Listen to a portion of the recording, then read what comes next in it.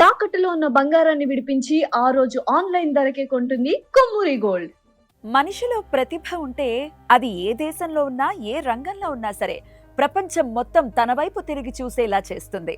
సుమారు 25 సంవత్సరాల క్రితం తెలుగు టెలివిజన్ తెరపై తన డాన్సులతో ఒక ఊపు ఊపి ఎన్నో షోలలో విన్నర్గా నిలిచిన ఒక అందమైన వ్యక్తి విజయ్ మాస్టర్.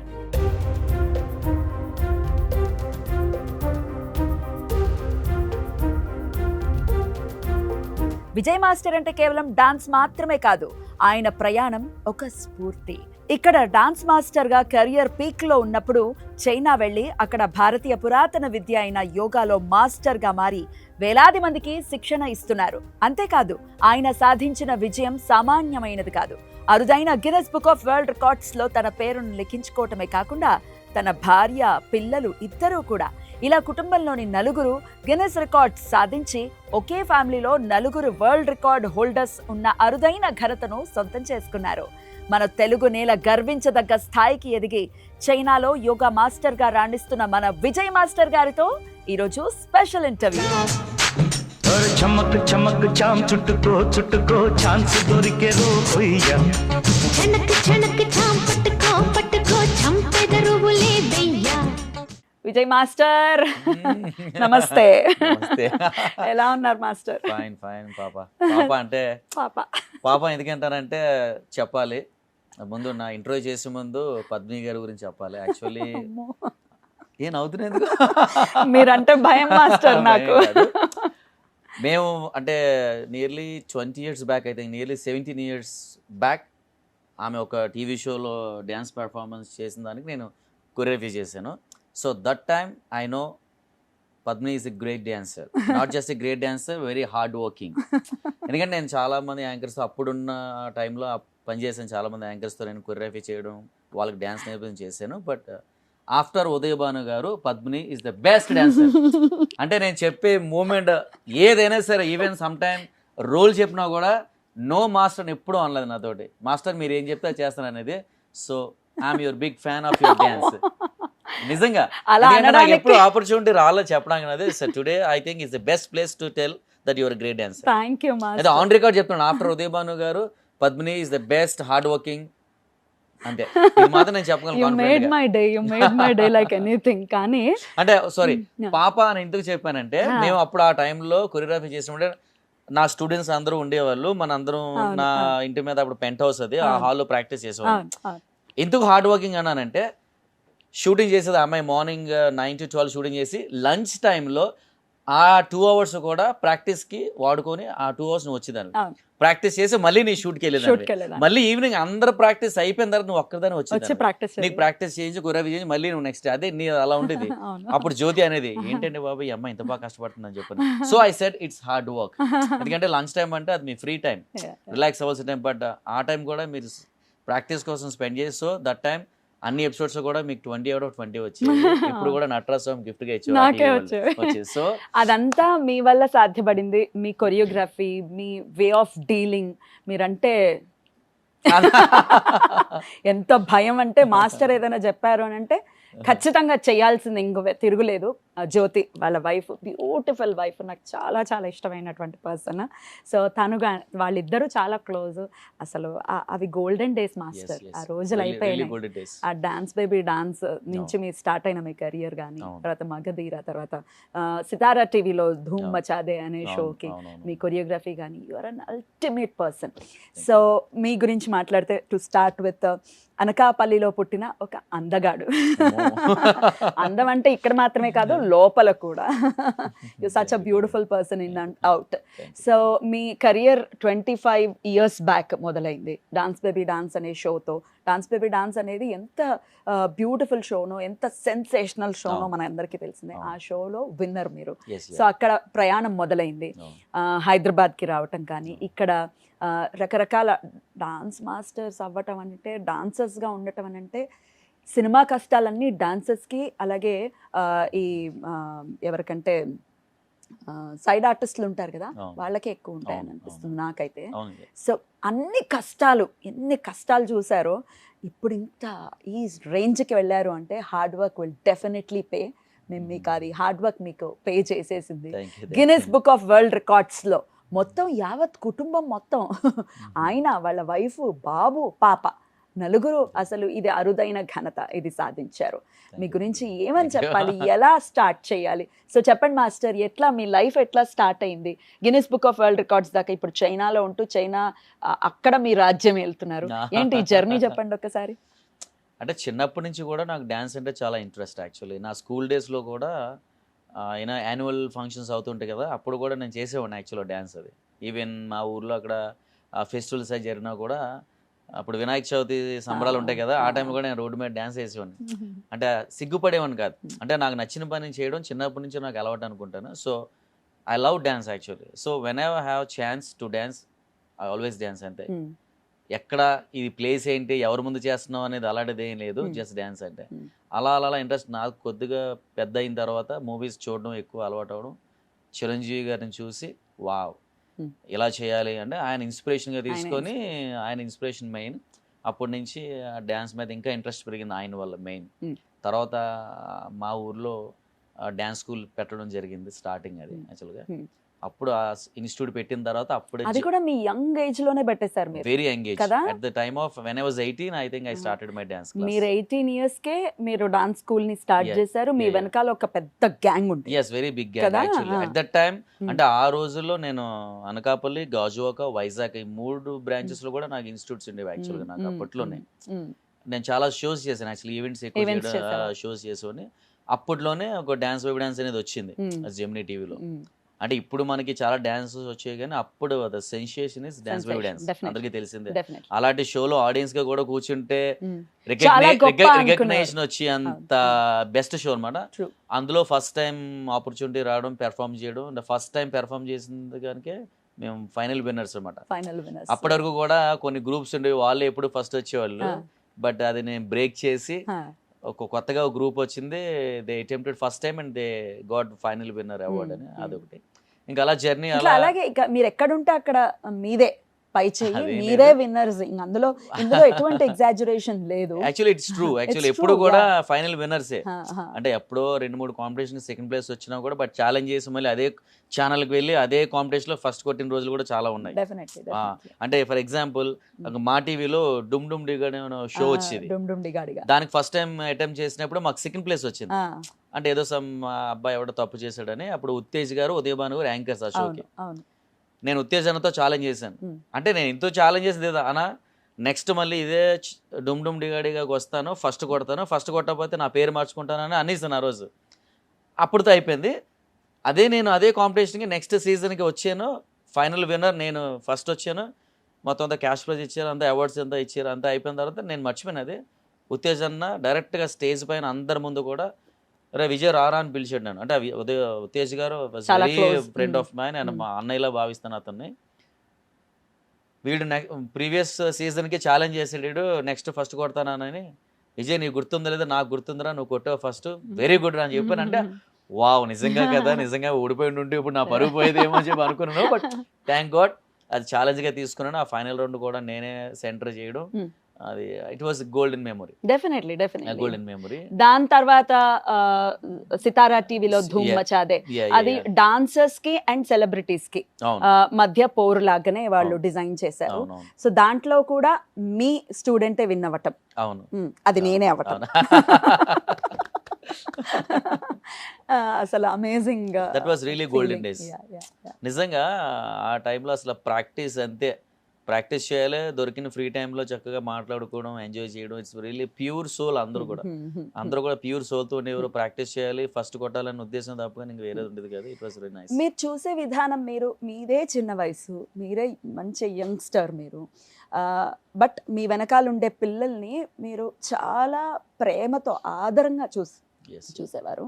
ఇంత రూమ్ ఉండేదేమో, అంతే ఆయన రూమ్, ఇంతే రూమ్. ఇందులోనే తను, తన వైఫ్, మొత్తం పిల్లలు ఎంతమంది తెలుసా? అట్లీస్ట్ 12 నుంచి 15 మంది ఈ రూమ్. అంటే పెంట్ హౌస్, బయట కూర్చుని బయట చాలా పెద్ద ప్లేస్, చాలా 50 మంది 100 మంది కూడా పట్టేంత ప్లేస్. పెద్ద ప్లేస్. బట్ రూమ్ మాత్రం చాలా చిన్నది. చిన్న రూమ్, అందులోనే వంట, అందులోనే వాళ్ళిద్దరూ ఉన్నా, బయట మేమందరం ఉన్నా, అందులోనే ప్రాక్టీస్, పెంట్ హౌస్ లోనే ప్రాక్టీస్. అసలు అంత ప్రేమతో ఎలా చూసేవారు మాస్టర్? ఎవరు ఆకలి అనే ప్రసక్తే లేదు. లేదు. ఎట్లా ఆకలి బాధ మీకు తెలుసా? అంటే మా పేరెంట్స్ నుంచి వచ్చింది అనుకుంటాను, మా అమ్మ దగ్గర నుంచి నాకు. అంటే giving, I like to giving actually. అంటే పక్కవాడి దగ్గర నుంచి లాక్కోవడం కంటే మన దగ్గర ఉన్నది పక్కవాడికి ఇవ్వడం, అది నాకు తెలియదు. అప్పట్లో నాకు తెలీదు. ఇప్పుడు ఈ మధ్య మీలాగే చాలా మంది అంటుంటే ఎస్ అప్పట్లోనే ఇలా ఉండేవో అని అనిపించింది. బట్ ఆ టైంలో నాకు తెలియదు అది. ఆ టైంలో ఏంటంటే మీరు అన్నట్టు ఒకటే చిన్న రూమ్ అది. నా వైఫ్ జ్యోతి వాళ్ళందరికీ వంట వండేది. వాళ్ళు తిన్న కంచాలు కూడా ఆవిడే కడిగేది. ఏ రోజు కూడా నన్ను అపోజ్ చేయలేదు. నేను ఎందుకు చేయాలి అని అనలేదు, ఇప్పుడు కూడా అపోజ్ చేయలేదు. మళ్ళీ ఫైర్ బ్రాండ్, మళ్ళీ మామూలు ఫైర్ బ్రాండ్ కాదు, పట్టుకున్నామో కడిగి బారేస్తుంది. కానీ అంతే ప్రేమ మళ్ళీ తల్లిలా. అప్పట్లో నువ్వు కూడా చాలా షోలు చేసి బిజీగా ఉండి, అప్పట్లో నువ్వు అసలు బిజీ షెడ్యూల్లో ఉండి కూడా అప్పుడు మీరు టాప్ లెవెల్లో యాంకరింగ్ అన్ని చేసినా కూడా అప్పుడు మీరు చాలా టీవీ షోలు చేసేవారు. వచ్చినా కూడా మీరు కూడా ఈ రోజు కూడా అదేంటి ఎంత చిన్న రూమ్ లో ఉండాలా నేను, అసలు భేదం అనేది లేదు అప్పట్లో. అందుకే నేననే కాదు, అప్పుడు నా చుట్టూ పక్క ఉన్న వాళ్ళందరూ కూడా అలాగే ఉన్నారు. ఎవరో ఒకరిద్దరు ఏదో మిస్ఫైర్ అయ్యారు కానీ బట్ 95% నా స్టూడెంట్స్ అందరూ డెడికేటెడ్ గా నాతో ఉండేవాళ్ళు. అందరినీ బాగా చూసుకునేవారు. అందరినీ చూసుకునే. ఇప్పటికీ నేను ఆ శ్రీనగర్ కాలనీలో ఆ రూట్ కి వస్తుంటే ఆ ఇల్లుని చూస్తుంటే ఇంకా ఇల్లు అలాగే ఉంది. ఇప్పటికే చూస్తా. ఇప్పటికి ఒక 20-30 సార్లు చూసుకుని మిమ్మల్ని గుర్తు చేసుకుని ఇదే రూమ్ లో కదా మెట్లెక్కి పైకి వెళ్ళటం. What a beautiful days. అలా మీరు ఎంతైతే ప్రేమగా చూసేవారో అంతే ప్రేమగా మీతో పాటు ఉండేవాళ్ళు, డెడికేటెడ్ గా ఉండేవాళ్ళు. మీ బలమే వాళ్ళు. సో డాన్స్ షోస్ ఏవైనా విజయ్ లేకుండా మగధీర అనేది డేర్ టు డాన్స్ అనే ఒక షో, అన్ని చాలా స్టంట్స్ ఉంటూ చేసినటువంటి ఒక షో. దాంట్లో కూడా స్పెక్టాక్యులర్ గా మీ ఐ లైక్ యాక్చువల్లీ నేను చేసిన కొరియోగ్రఫీస్ అన్నిట్లో కూడా మగధీర డే టు డాన్స్ చేసిన కొరియోగ్రఫీస్ అల్టిమేట్. అది ఇప్పటికి మీరు చూసినా కూడా it's looks very fresh actually. My all songs actually ఒక్కొక్కసారి నేను చూస్తాను, ఐ ఫీల్ సర్ప్రైజ్ ఇది నేనైనా చేశాను. ఎందుకంటే అప్పట్లో ఉన్న contestants more than great actually. Choreographers కంటే గ్రేట్ వాళ్ళు. ఎందుకంటే ఆ షో అనుకున్నంతగా రాణించలేదు కానీ ఆ షోలో చేసిన కంటెస్టెంట్స్ మాత్రం నిజంగా డే టు డాన్స్ అన్నందుకు నిజంగా దే ఆర్ ఆల్ మగధీరాస్ అని మీరు చేశారు కాబట్టి వెరీ గ్రేట్ యాక్చువల్. అన్ని రిస్క్ ఫ్యాక్టర్ తో కూడుకున్న అవన్నీ రోప్ సాంగ్స్ కానీ, నీడ్లెస్ మీద చేయడం కానీ, ఫైర్ కానీ, లేదా జస్ట్ ఒక స్టిక్ పైన పట్టుకొని హోల్డ్ చేసి దాన్ని డాన్స్ చేయడం కానీ, ఇలా చాలా రౌండ్స్ ఉన్నాయి. So always I feel like it's was a great show but it didn't success actually. Disappointment ఎప్పుడు నాకు ఉంది. బట్ ఎప్పటికైనా చేయాలి అలాంటి షో, ఎప్పుడైనా ఉంటే బాగుంటుంది అనిపిస్తుంది ఒక్కొక్కసారి. But I think it's not possible now. Not at all. మీకు పాసిబుల్ కాదా? చూడాలి అది. ఏం మాట్లాడుతున్నారు? అయితే ఇప్పుడున్నటువంటి ఈ డాన్స్ మాస్టర్స్ ఎవరైనా కానీ, శేఖర్ మాస్టర్ కానీ లేకపోతే జానీ మాస్టర్ కానీ ఇప్పుడు ఈ ఇండస్ట్రీని వెళ్తున్నారని చెప్పడంలో ఎటువంటి అతిశయోక్తి లేదు. మీరు గనక చైనా వెళ్ళటం అనే డెసిషన్ ఒకవేళ తీసుకోకుండా ఉంటే వాళ్ళకంటే బెటర్ ప్లేస్ లో ఉంటారు అనేది నా భావన. What you say? అది నేను చెప్పలేను యాక్చువల్గా. బట్ నా డ్రీమ్ వాజ్ దట్ యాక్చువల్లీ. అంటే నా డ్రీమ్ ఏంటంటే నేను వైజాగ్లో నేను అంత బిజీగా ఉండి అంత at least of course minimum daily బిజీగా ఉండేవాడిని. అన్ని వదులుకొని వచ్చింది మెయిన్ ఫిల్మ్ ఇండస్ట్రీలో కొరియోగ్రాఫర్గా సెటిల్ అవ్వాలనేదే నా ఎయిమ్ యాక్చువల్లీ. నేను ఆ పాయింట్ మీద హైదరాబాద్ రావడం జరిగింది అన్ని వదులుకొని. అలాగే నేను మా film dancers and dance directors అసోసియేషన్లో మెంబర్షిప్ తీసుకొని డాన్సర్గా చేసి, కొన్ని అసిస్టెంట్గా చేసి, తర్వాత కొన్ని కారణాల వల్ల ఓవర్సీస్ వెళ్ళిపోవడం జరిగింది. బట్ స్టిల్ అఫ్ కోర్స్ జ్యోతి చెప్తూ ఉంటది అది నీ ప్లేస్ అని అంటుంది ఒకసారి. అది మా ఫీలింగ్ కూడా. జ్యోతి ఇస్ 100% రైట్. అంటే ఈ టాపిక్ లో నేను ఒకరికైతే మనం థ్యాంక్స్ చెప్పుకోవాలి, ఆ శ్యామ్ ప్రసాద్ రెడ్డి గారికి. ఎందుకంటే డి షో వల్ల నిజంగా మన తెలుగు మాస్టర్స్ అందరికి ఒక ప్లాట్ఫామ్ దొరికింది. ఎందుకంటే నేను డాన్సర్ గా చేసినప్పుడు అప్పుడు చెన్నై మాస్టర్స్ అందరూ చాలా బిజీగా ఉండేవారు. అందరూ ఎప్పుడు తెలుగు వాళ్ళకి ఇచ్చేవారు. మన హీరోస్ కూడా తెలుగు వాళ్ళకి చాలా తక్కువ మంది ఇచ్చేవాళ్ళు అవకాశాలు. అంటే అప్పుడు లేదు ట్రెండ్ అది. కానీ చెన్నై నుంచి వచ్చేవాళ్ళు. అప్పుడు మన డాన్సర్స్కి 30% ఉండేది, వాళ్ళు 70%. అంటే చాలా తక్కువ మంది వర్క్ దొరికేది. అప్పుడు డి అనే షోకి, డి షోలో కూడా ఫస్ట్ అందరినీ చెన్నై మాస్టర్ని తీసుకున్నారు. అవును, చూసాం. చనిపోయిన ఎక్కడున్నాడు మహానుభావుడు రాకేష్ మాస్టర్, ఆయన ఫస్ట్ పాయింట్ రేజ్ చేశాడు, ఇది తెలుగు షో, ఇది తెలుగు ప్రొడ్యూసర్లో తెలుగులకు ఎందుకు అవకాశం లేదని. Is really great. నేను ఇప్పుడు ఆ విషయంలో మాత్రం ఎట్లా ఉండేవారు ఆయన? ఓకే ఫైన్, అంటే అంత క్లోజెస్ట్ కాదు. But some time when he come to Vizag he know about me. అంటే వైజాగ్ వచ్చినప్పుడు చాలా మంది నా గురించి చెప్పడం వల్ల ఆయన నాకు ఫోన్ చేసి ఇదేంటయ్యా బాబు నువ్వు ఎంత పాపులరా ఇక్కడ ఎవరైనా నీ పేరే చెప్తున్నారు డ్యాన్స్ మాస్టర్ అనగానే అంటే అప్పుడు ఆ టైప్ ఆఫ్ అంతే కన్వర్సేషన్. అంతే. బట్ సో ఆ డి వల్ల ఈరోజు జానీ మాస్టర్ పాన్ ఇండియా అయ్యాడు. Of course is my very dearest closest friend. Even Shekhar అన్న కూడా నైస్ పర్సన్ టు మీ. ఆయన కూడా ఈరోజు చాలా పెద్ద కొరియోగ్రాఫర్ అయ్యాడు. డెఫినెట్లీ ఆ రఘు మాస్టర్ కూడా వీళ్ళందరూ కూడా పెద్ద కొరియోగ్రాఫర్ అయ్యారంటే మీరు కూడా అదే స్థాయిలో ఉండేవారు డెఫినెట్ గా, అందులో ఎటువంటి సందేహం లేదు. ఎందుకంటే వీళ్ళందరికంటే ముందు నేను కొరియోగ్రాఫర్. అందుకే అదే బిఫోర్ దట్ అంటే నేను మాస్టర్ అవుతున్నప్పుడు there all dancers actually. To be frank అంటే కొంతమందికి అది నచ్చకపోవచ్చు, బట్ ఇట్స్ ట్రూ. నేను మాస్టర్ గా చేసినప్పుడు వాళ్ళందరూ డాన్సర్స్ గా ఉండేవారు. నేను షోలు చేసి నేను టీవీలో కూడా చేశాను, నేను జడ్జ్ గా చేశాను. But when I really want to became master, but I move to China. Right. ఎట్లా మరి చైనాకి వెళ్ళిపోవడానికి గల కారణం ఏమిటి? ఎప్పుడైనా రిగ్రెట్ ఫీల్ అవుతారా? ఎందుకంటే మీరు అనకాపల్లిలో మీరు డ్రీమ్ చేసినటువంటి మీ కళలు ఏవైతే ఉన్నాయో వాటన్నిటికీ ఇక్కడ వేరే సాధించేశారు, ఓకే. ఇక్కడ ఇంకొక రకమైనటువంటి సక్సెస్. కానీ ఇక్కడ మీ ప్లేస్లో మీరు పుట్టిన మీ దేశంలో మీకు రావాల్సినటువంటి మీ ఏదైతే ఉందో అది మిస్ అవుతున్నాననే ఫీలింగ్ ఎప్పుడైనా ఉందా? డెఫినెట్లీ. అంటే కొరియోగ్రాఫర్ అవ్వాలన్న ఇంటెన్షన్తో వచ్చి నాకు అది అవ్వలేదని ఆ disappointment still it will be there. అది మాత్రం 100%. బట్ ఒక విధంగా నేను పాజిటివ్గా ఎలా తీసుకుంటానంటే, నేను ఇండియాలో ఉంటే మీరు ఇప్పుడు అన్న గిన్నిస్ బుక్ వరల్డ్ రికార్డ్స్ అది నేను అచీవ్ చేయలేను. ఇండియాలో ఉంటే నేను చేయలేను. దానికి చాలా హార్డ్ వర్క్ ఉండాలి, డిసిప్లైన్, ఫుడ్ హ్యాబిట్స్ అన్నీ ఉండాలి.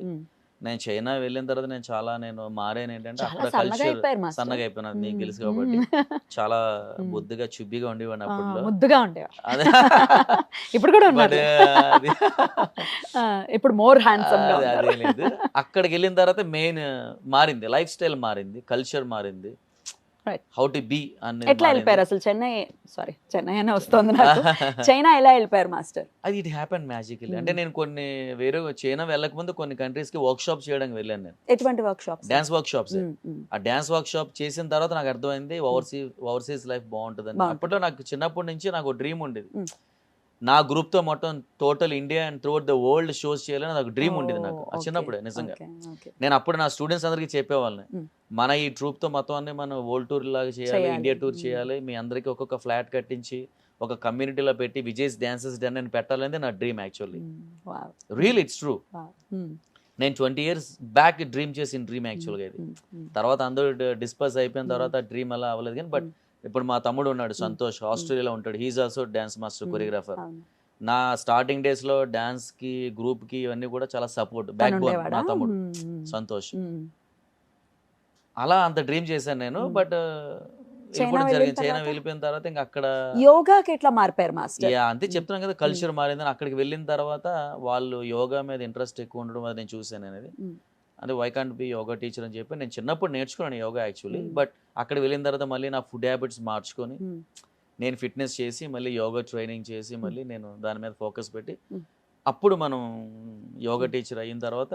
So yoga trainer and dance కూడా నేర్పిస్తారు? Yoga, dance, fitness dance courses also. అంటే ఇప్పుడు జుంబా ఉంది, అలాంటివి నేను చైనాలో చాలా క్రియేట్ చేశాను అనమాట. నా డాన్స్ ఫామ్స్ చైనీస్ వాడతారు అనమాట. సో అలా సూపర్. దాని గురించి మాట్లాడదాం. చైనా గురించి పెద్ద బోల్డ్ అంతా రాసుకుని ఉన్నాను, మాట్లాడదాం. అంతకన్నా ముందు Guinness book of world records మీరు అష్టవక్రాసనం వేసినందుకు గాను, మయూరాసనం, అష్టవక్రాసనం మూడు కూడా అది 2 minutes కి పైన చేయటం వల్ల మీకు రికార్డ్ వచ్చింది. ఎట్లా సాధ్యపడింది అది?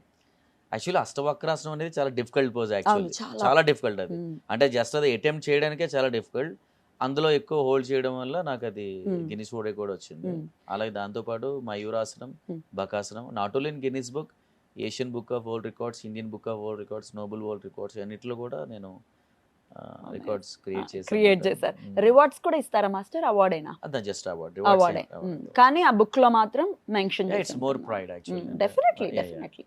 అంటే నేను విన్నాను కొన్ని అవార్డ్స్ కి రివార్డ్స్ కూడా ఉంటాయి. ఇస్తారు బట్ గిన్నిస్ వరల్డ్ రికార్డ్ అనేది ఎవరికి ఇవ్వరు. అండ్ జ్యోతికి, బాబుకి, పాపకి వచ్చిన records. Jyothi was very unique actually. Jyothi 9th month pregnancy. అంటే 9th month ప్రెగ్నెన్సీలో బాబు వాడు అప్పుడు కడుపులో ఉన్నాడు, శంకర్. 9th month ప్రెగ్నెన్సీలో ఇంకొక 5 days లో, అంటే అప్పటికి జ్యోతి చేస్తుంది రెగ్యులర్ ప్రాక్టీస్, యోగా చేస్తుంది. అంటే ఇప్పుడు మనం యోగా పుట్టింది మన ఇండియాలో యాక్చువల్గా, మనకి దేవుడు ఇచ్చింది యోగా మనకి ఇది. కాబట్టి అందరూ యోగా చేయాలి యాక్చువల్గా మన ఇండియాలో. అంటే ఇప్పుడు ఆదరణ పెరిగింది కానీ నేను అప్పుడు ఉన్నప్పుడు మాత్రం ఇండియాలో యోగాకి అంత ఆదరణ లేదు. ఇప్పుడు ఉంది ఓకే, బట్ అప్పుడు ప్రెగ్నెన్సీ టైంలో జ్యోతి యోగా చేసేది, అది చూసి నేను సర్ప్రైజ్ అయ్యాను. ఫస్ట్ ఆఫ్ ఆల్ నేను ఇదేంటి అలా చేస్తున్నావు ఏంటని చెప్పాను. స్ప్లిట్ చేసేది, మలాసనం వేసేది, హ్యాండ్ స్టాండ్ ఇవన్నీ చేసేది. ఎందుకు అంత రిస్క్ తీసుకుంటే, లేదండి మనం యోగా చేయాలి ఇది.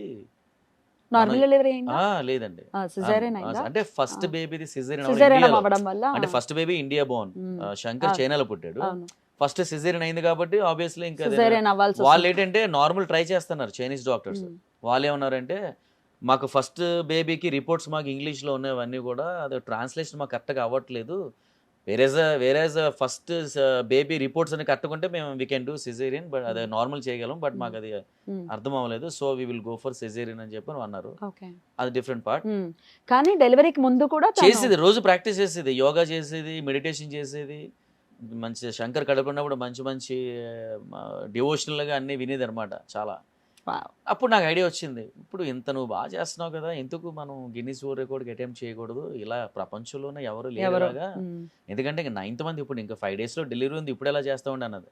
నో, ఇలా టైంలోనే చేయాలి మనం. అది నువ్వు మెసేజ్ కూడా ఇచ్చినట్టు ఉంటుంది, ఈ టైంలో యోగా చేస్తే చాలా బేబీకి మదర్కి ఇద్దరికి హెల్త్గా చాలా బాగుంటారు, ఆరోగ్యంగా ఉంటారని, నార్మల్ డెలివరీ అవుతుందని నేను ఒక మెసేజ్ ఇచ్చిన దాని కూడా అవుతావు నువ్వు అని నాకే భయం వేస్తుందా అంటే, అమ్మో లేదు మన అయినా చేద్దాం చెప్పని. ఆన్ దిస్ నోట్ నేను ఒక విషయం చెప్తాను. వీళ్ళు హైదరాబాద్లో ఉన్నప్పుడే జ్యోతికి థైరాయిడ్ వచ్చింది. ఓకే, సడన్ గా లావ్ అయిపోవడం మొదలు పెట్టింది, పాపం చబ్బిగా అయిపోతుంటే వాళ్ళకి తెలియదు థైరాయిడ్ అని చెప్పి ఈయన ఏం చేశారు తెలుసా, కొండలెక్కిచ్చేసేవారు రోజు. గుర్తుందా మీకు? పొద్దున్నే లేపేయటం, జ్యోతి నువ్వు లావ్ అయిపోతున్నావు నడు అని చెప్పి కొండలెక్కిచ్చేసేవారు పాపం. జ్యోతి పాప చెమటలు పడుతూ మళ్ళీ వచ్చి కొన్ని రోజుల తర్వాత టెస్ట్ చేస్తే ఇంతకీ అది థైరాయిడ్. గుర్తుందా మాస్టర్? ఇది ఇప్పుడు గుర్తొచ్చింది. నేను పద్మి గారు వాళ్ళ అమ్మగారు కూడా చాలా థ్యాంక్స్ చెప్పాలి. ఎందుకంటే జ్యోతి ఇండియాలో ఉన్నప్పుడు, ప్రెగ్నెన్సీతో ఉన్నప్పుడు వాళ్ళ అమ్మగారు ఇంటికి తీసుకెళ్లి భోజనం పెట్టారు. 1 week పైన, కొన్ని రోజులు ఏముంది master. So on the record అమ్మా మీకు చాలా చాలా థ్యాంక్స్. జ్యోతితో ఉండటం పేకాడుకునే వాళ్ళం. జ్యోతితో డబ్బులకే 20 రూపాయలు 30 రూపాయలు. నేనేమో చీటింగ్ చేసేదాన్ని. జ్యోతితో ఉంటే ఇట్ ఇస్ ఫన్. సో అట్లా అసలు ఏదైనా చెయ్యాలి అనుకుంటే రాక్షసులాగా చేయించేయటం, ఇంకా అందులో ఇంకా తిరుగులేదు. సో చేయించేశారు, రికార్డ్ వచ్చింది. అప్పుడు అది ఇంకా 5 daysలో డెలివరీ, అంటే మేము డాక్టర్ చెప్పారు 5 daysలో అడ్మిట్ అయిపోవచ్చు మీరు, 3 daysలోనే మీకు చెప్పారు. ఆ టైంలో మేము రికార్డ్ అటెంప్ట్ చేయడం, గిన్నిస్ వాళ్ళు కూడా ఒప్పుకోలేదు యాక్చువల్. వాళ్ళు కూడా ఇలా కైండ్ ఆఫ్ మేము యాక్సెప్ట్ చేయము మేము రికార్డ్స్ అవి. అంటే 5 daysలో డెలివరీ ఉంటున్నప్పుడు లేదంటే explain actually. Yoga is from India, we also yoga instructors, so you know need to worry, any risk it's our responsibility అని చెప్పిన తర్వాత మీరు నమ్మరు, స్ప్లిట్ అసలు అన్బిలీవబుల్ అనమాట. హ్యాండ్ స్టాండ్, హెడ్ స్టాండ్, మొత్తం most advanced yogasanas. 9th month నాకు భయం వేసేది, వెళ్ళి ముందుకు వచ్చేసేది, అంటే చాలా పెద్దదన్నమాట. ఆ చేసినప్పుడు కూడా అది ఇలా డ్రెస్ కూడా చిన్నదనమాట, పొట్ట బయటకుంటే నాకు భయం వేసేది. ఆ హ్యాండ్ స్టాండ్, హెడ్ స్టాండ్ చేసినప్పుడు అయితే నాకు ఏమో తప్పు చేస్తున్నానా ఎక్కడైనా ఏంటి అంటే, ఒకటి దేవుడి దేవాలో ఏం జరగలేదు కాబట్టి ఫైన్, ఏం జరుగుంటే చాలా రిగ్రెట్ ఉండిపోతుంది కదా. ఇంకా అంటే ఒకసారి ఒక తప్పు చేసిన తర్వాత దాన్ని మళ్ళీ మనం రీకాల్ చేయలేం. సో దేవుడి దేవాలయం ఏంటంటే అంతా జరిగింది, హ్యాపీగా జరిగింది, రికార్డ్ క్రియేట్ చేసింది. శంకర్ కడుపులో ఉంటుండగా వాళ్ళ అమ్మ రికార్డ్ కొట్టింది, వీడు కూడా 4.5 years తర్వాత రికార్డ్ కొట్టిండు. పాప బాబు రికార్డ్స్ ఏంటి? పాప కూడా స్కిప్పింగ్ లో, అంటే 1 కాల్ పైన చేయాలి, 1 leg పైన స్కిప్పింగ్ చేయాలి, ఫాస్టెస్ట్ ఇన్ షార్ట్ డిస్టెన్స్ లో. అది కూడా నెక్స్ట్ శంకర్ వచ్చి వాడు స్పెషల్, అమ్మ అందరికంట స్పెషల్ జెస్సీది శంకర్ది ఇద్దరిది కూడా. నేను ఎందుకంటే అంటే నాకు జ్యోతికి గిన్నిస్ వరల్డ్ రికార్డ్ అంటే ఏంటి, దాని ప్రైడ్ ఏంటి తెలుసు, మాకు పిల్లలకి తెలియదు కదా. బట్ ఎప్పుడు కూడా వాళ్ళు మేము ఎప్పుడు ప్రాక్టీస్ చేయమని కూడా నో చెప్పలేదు. అలా శంకర్ది రికార్డ్ ఏంటంటే వాడు జపనీస్ గాయ రికార్డ్ బ్రేక్ చేశాడు అనమాట. అంటే 35 years వాడు కొట్టిన రికార్డ్ని మన తెలుగు మాట్లాడే 4.5 వయసు గల శంకర్, అది ఇండియన్ ఛాలెంజ్ చేసి బ్రేక్ చేసాడు అనమాట. So I feel very proud of my Definitely. Son and my daughter Jasmitha and Shankar. ఆ రికార్డ్ ఏంటి మాస్టర్? అంటే ఇప్పుడు ట్రంప్లిన్స్ ఉంటాయి కదా, అంటే ఇప్పుడు మనం రెగ్యులర్ గా వాడే ట్రంప్లిన్స్ కాదు, ఒలింపిక్స్ లో మనకి ట్రంప్లిన్స్ ఉంటాయి, జంపింగ్స్ ఉంటాయి కదా, అందులో వాడే ట్రంప్లిన్స్ పైన స్కిప్పింగ్ చేయాలి. ఓకే. అది యాక్చువల్గా జంప్ ఉంటుంది, బౌన్స్ ఎక్కువ ఉంటుంది, మనం 2-3 బౌన్స్ చేసిన తర్వాత జారిపోతాం ఒకవేళ మనకి బ్యాలెన్స్ లేకపోతే. అది ట్రైన్ అయి ఉండాలి. అలాంటి ట్రంప్లిన్ పైన స్కిప్పింగ్ చేయాలి నాన్ స్టాప్ గా. 1 minute లో ఎవరైతే ఎక్కువ చేస్తారో they will be the record holder. అది ప్రీవియస్ గా జపాన్ లో ఒక అతను బ్రేక్ చేశాడు, అది రికార్డ్ క్రియేట్ చేశాడు. 1 minute లో 125 ఐ థింక్ 124 అతను ఆ రికార్డ్ కొట్టి 4.5 years అయింది, ఎవరు మళ్ళీ దాన్ని టచ్ చేయలేదు. అదే 4.5 years తర్వాత 4.5 years వయసు గల శంకర్ 135 వేసి రికార్డ్ బ్రేక్ చేశాడు. Amazing amazing. ఇది బిగ్గెస్ట్ అసలు బిగ్గెస్ట్. ఎందుకంటే నా లైఫ్ లో నేను చనిపోయే లోపల వరకు కూడా నేను ఏదైనా గర్వకారణంగా ఏదంటే 4.5 వయసులో నా కొడుకు శంకర్ రికార్డ్ బ్రేక్ చేశాడు రా అంటే గర్వంగా చెప్పుకుంటాను. నేను చేసింది నేను ఎప్పుడు గ్రేట్ గా ఫీల్ అయ్యాను, నా పిల్లలు చేసింది ఎప్పుడు కూడా I feel very proud. And when I was very some time when I was down or low I will see my kids records అనమాట. ఓకే, అదేంటంటే అది ఒక జిమ్నాస్టిక్స్ అసోసియేషన్ లో జరిగింది అనమాట. అక్కడ చైనీస్ వాళ్ళు అందరూ కూడా అక్కడ పెద్ద పెద్ద పర్సనల్ ట్రైనర్స్ కానీ జిమ్నాస్టిక్స్ ట్రైనర్స్ కానీ ఆ అసోసియేషన్ లో ఒలింపిక్స్ కి వాటికి ట్రైన్ అయ్యే ప్లేస్ అది. అలాంటి వాళ్ళు క్లాప్స్ కొట్టి రికార్డ్ అంత అయిన తర్వాత శంకర్కి అప్రిషియేట్ చేశారు వాళ్ళు. ఆ సిటీలో ఉన్న చైనీస్ మీడియా అంతా కూడా నా కొడుకు గురించి షేర్ చేసింది, ఇంత వయసులో ఈ అబ్బాయికి పొటెన్షియాలిటీ అని. అది నాకు ఇంకా ఎమోషనల్ ఏంటంటే వాడు రికార్డ్ అటెంప్ట్ చేయడానికి ముందు జ్యోతి వాడిని తిట్టేస్తుంది, నువ్వు చేయకపోతే ఎలాగా, నువ్వు చెయ్యాలి, నువ్వు మొత్తం చూడు ఎంతమంది ఉన్నారు చూడు మొత్తం అందరూ. వాడికి తెలీదు రికార్డ్ అంటే ఏంటి, వాడిని ట్రై చేస్తుంది, తిట్టేస్తాడు, కొద్దిగా ఏడుమొఖం పెట్టేశాడు. నేను జ్యోతి నువ్వు బయటకు వెళ్ళిపోతావా అని, నువ్వు అర్జెంట్ బయటకు వెళ్ళిపోయాను. ఏంటంటే నువ్వు వాడికి స్ట్రెస్ అవ్వకూడదు ఈ టైంలో, వాడికి నువ్వు ఆయన రిలాక్స్ చేయాలని చెప్పి పక్క వెళ్ళిపోయింది. డాడీ ఇలా రా అని అనమాట. నాన్న చెప్పండి, నీకు నాన్న అంటే ఇష్టమా కాదా అన్నాను. నాన్న అంటే ఇష్టం కదా, నీకు నిజంగా నాన్న మీద ప్రేమ ఉంటే, నీకు నాన్న ఇష్టం అంటే 1 నిమిషం ఆగుకుంటా చేయాలి నాన్న స్కిప్పింగ్. నువ్వు అందరూ చూస్తున్నావు, అందరూ నిన్ను సూపర్ అంటారు నాన్న, అందరూ నిన్ను సూపర్ అంటే డాడీకి చాలా ఇష్టం, డాడీకి హ్యాపీగా ఉంటుంది నాన్న అంటే సరే నాన్న చేస్తాను అన్నాడు. వాడు మరి అంటే ఎమోషన్ అంటే పిల్లల తల్లిదండ్రుల మీద పెట్టుకునే ఎమోషన్, అది మనం పాజిటివ్ వేలో తీసుకెళ్తేనండి they will go to very big heights actually. ఆ ఎమోషన్ వాడు క్యారీ చేసి మా నాన్న హ్యాపీ చేయాలి నేను ఇవన్నీ కాదని చెప్పని 1 time అటెంప్ట్ అని మీరు మీరు నమ్మరు, 132 నాకు కూడా నాన్ స్టాప్ అంటే సెకండ్కి 3 నుంచి 4 చొప్పునాడు వాడు స్కిప్పింగ్ చేసాడు. చేసి అంత కదా నాన్న హ్యాపీ అన్నాడు. డాడీ అది నిజంగా నా లైఫ్ లో బెస్ట్ మూమెంట్. ఆడు గిన్నిస్ రికార్డ్ కొట్టిన దానికంటే కూడా ఆడు నాన్నని ఎమోషన్ క్యారీ చేసి నాన్న కోసం చేయాలని ఆడు ఎప్పుడైతే అది చేశాడో నాకు చాలు, ఇంకా నాకు దేవుడు ఎలాంటి కొడుకునిచ్చో నాకు అనిపించింది. అంటే అప్పటి నుంచి కూడా నాకు జ్యోతి అంటే ఇంకా రెస్పెక్ట్ పెరిగింది. అప్పుడప్పుడు నన్ను తిట్టినా కూడా ఏం పర్లేదు లేవే, నువ్వు నాకు మంచి కొడుకునిచ్చావు చాలా. మాస్టర్ మాట్లాడారు, లేకపోతే మామూలుగా ఉండేది కాదు. పోన్లేండి, మీరు ఎప్పుడు అలా హ్యాపీగా ఉండాలి. కంగ్రాచులేషన్స్ శంకర్ నాన్న, కంగ్రాచులేషన్స్ జెస్సీ, నీకు కూడా చాలా చాలా సంతోషం. రైట్, అయితే ఈ రికార్డ్స్ ని మీరు తీసుకున్న తర్వాత చిరంజీవి గారిని కలవటం, చిరంజీవి గారు అంటేనే మీరు ఇందాక ఆల్రెడీ చెప్పారు ఇన్స్పిరేషన్, ఇలాంటి వాళ్ళందరికీ కూడా ఇన్స్పిరేషన్. డాన్స్ అనే మాట వచ్చిందంటే చిరంజీవి గారే, ఇంకో మరో మాటే లేదు. ఇంక ఎన్ని తరాలు మారినా ఇది ఇలాగే నిలిచిపోతుంది. ఆయన స్టామినా అట్లాంటిది కదా. ఆయనను కలవటం, ఆయన మిమ్మల్ని అప్రిసియేట్ చేయటము, రెగ్యులర్ గా మీతో మాట్లాడటము, ఇదంతా ఒకసారి చెప్పండి, ఎట్లా ఎంకరేజ్ చేస్తున్నారు? యాక్చువల్గా చిరంజీవి గారు కలవడానికి మెయిన్ రీజన్ సుమన్ టీవీ, మీరు నమ్ముతారా? ఎందుకంటే నేను గిన్నిస్ వరల్డ్ రికార్డ్ వచ్చిన తర్వాత ఫస్ట్ నాది అనౌన్స్ అయింది రిజల్ట్. అప్పుడు నేను ఇంటర్వ్యూకి పిలిచాను సుమన్ టీవీ వాళ్ళు. నేను అప్పుడు ఇంటర్వ్యూ చేస్తున్నప్పుడు మన ప్రభు గారు వచ్చారు. ప్రభు గారు వచ్చి అంటే నా ఫ్యామిలీ అంతా ఉన్నారు అక్కడ. అప్పుడే ప్రభు గారు చిరంజీవి గారు ఇంటర్వ్యూ చేశారు. అది నేను చూశాను.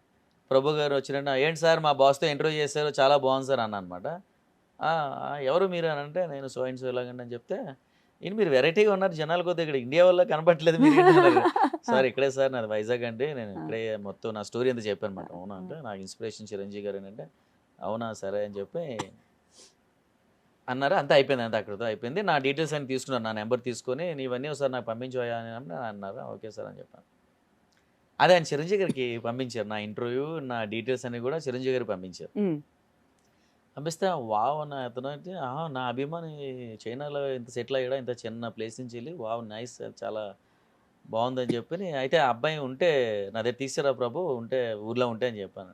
నేను అప్పటికే చైనా వెళ్ళిపోయాను, నెక్స్ట్ డే వెళ్ళిపోయాను నేను. ఓకే, నేనేమనుకోనంటే నాకు తెలియదు కదా. అంటే ఎక్స్పెక్ట్ చేయలేదు యాక్చువల్గా. అంటే ఇప్పుడు Exactly. ప్రభు గారికి నేను ఆ రోజే ఫస్ట్ టైం చూడడం, నాకు తెలియదు ఆయన అవన్నీ కామన్గా ఎన్ని చెప్తూ ఉంటారు కబుర్లు, ఎన్ని వేస్ట్ అని అనుకున్నాను. బట్ ఇట్ హ్యాపెండ్ అనమాట. అంటే అది నమ్మలేదు అసలు. నాకు తిరిగి ఫోన్ చేసి వచ్చేసారు వెంటనే. ఎక్కడ ఉన్నాయో అన్నారు. సార్ నేను చైనాలో ఉన్నా చెప్పండి అంటే, బాస్ రమ్మన్నారు, ఎక్కడ ఉన్నారు? "హా, ఏంటి సార్ మీరు చెప్తుంది నిజమంటే, అంటే ఊర్లో ఉంటే తీసుకురమ్మన్నారంటే, ఇంకా నాకు మీరు చెప్తే నెంబర్ కింద నుంచి పై వరకు నాకు బ్లడ్ సర్క్యులేషన్ అయిపోయిందో ఏమేం జరిగింది తెలియదు, మొత్తం ఊళ్ళంతా షివరింగ్. ఆ, రమ్మన్నారా ఏంటంటే, అదేనయ్యా మీ అన్నీ చూపించాను, బాస్ చాలా హ్యాపీ ఫీల్ అయ్యారు, రమ్మన్నారంటే, సార్ నేను వస్తాను సార్, మరి అవకాశం ఉందంటే వచ్చేస్తానంటే, ఇప్పుడు నేను చేయను ఇందుకే వద్దయ్య బాబు. ఉమ్, చిరంజీవి గారికి చెప్పారంటే విషయం, ఆయన బాబు వెళ్ళిపోయాడు, అబ్బాయి చైనా వెళ్ళిపోయాడండి, లేడు ఇక్కడ అంటే, అవునా సరే వెళ్ళిపోని పర్లేదు, నా ఫోన్ నెంబర్ అబ్బాయికి, లేదంటే ఆ అబ్బాయి ఫోన్ నెంబర్ నేనే ఫోన్ చేసి కంగ్రాచులేట్ చేస్తాను, ఈ లోపల అబ్బాయి ఏమైనా పని చేసిన ఏమైనా డ్యాన్స్ స్టూడియోలో ఉంటే నాకు పంపించు ప్రభు, నేను చూస్తాను అని చెప్పాను ఆయన అన్నమాట. ఆయన నాకు పంపించాడు, అతనికి ఆ చిరంజీవి గారు పంపించారు. అతను నాకు ఫోన్ చేశాడు, వద్దన్నారా ఎందుకైనా వెళ్ళిపోయావు కదా అక్కడికి, చాలా దూరంగా ఉన్నావు కదా, డబ్బులే ఖర్చు పెట్టుకుని ఫ్లైట్ టికెట్లు వెళ్ళి, చిరంజీవి గారికి ఇష్టం ఉండేలాగా మిమ్మల్ని ఇబ్బంది పెట్టడం, నెక్స్ట్ టైం ఎప్పుడైనా వస్తే మాత్రం మిమ్మల్ని కలుస్తాను అన్నారు, ప్రామిస్ చేశారు, మీకు టైం ఇస్తాను కదా.